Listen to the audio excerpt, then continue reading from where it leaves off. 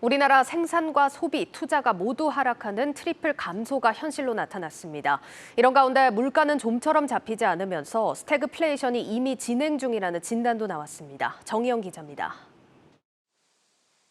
코로나19 사태 이후 26개월 만에 생산과 소비, 투자가 모두 줄어드는 트리플 감소를 기록했습니다. 4월 생산과 소비는 전달 대비 각각 0.7%, 0.2% 줄었고 투자는 7.5% 감소했습니다. 지난 3월에도 소비와 투자는 감소세였지만 전 산업 생산지수는 상승세를 보였는데 이번에는 생산마저 꺾이며 세 지표 모두 감소세를 보인 겁니다. 뿐만 아니라 현재 경기와 향후 경기를 예측하는 지표 모두 전달 대비 하락하며 경기 회복에 대한 불확실성이 커졌다는 평가입니다. 광공업 생산이 조정을 받으면서 전체 생산이 하락 전환하였고요.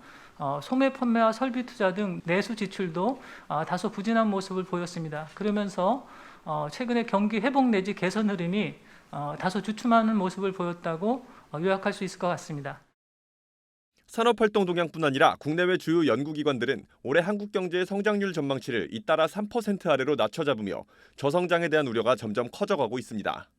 경기 하방 압력뿐 아니라 올해 연간 물가 상승률은 4% 이상으로 상향 조정되면서 스태그플레이션에 대한 우려까지 나옵니다. 경기 부진이 진행되는 가운데 비용 상승에 의한 스태그플레이션이 진행 중인 것으로 보이고요. 이에 따라 실물 경기의 침체가 지속되고 있고 특히 향후 경기 상황 악화에 대한 우려가 커지면서 투자 부분이 크게 감소한 것으로 생각됩니다. 고물가와 저성장이 동시에 일어나고 있는 만큼 통화정책이나 재정정책만으로는 대응에 한계가 있다는 분석입니다. 전문가들은 기업과 민간에 활력을 불어넣어줄 수 있는 정책 마련에 집중해야 한다고 조언합니다.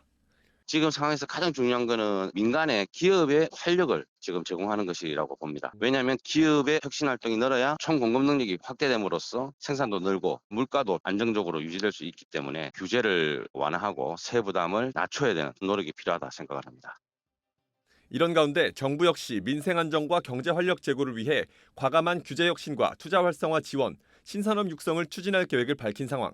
오는 6월 중 이 같은 내용을 담은 새 정부 경제정책 방향을 마련해 발표하겠다는 방침입니다. 한국경제TV 정희영입니다.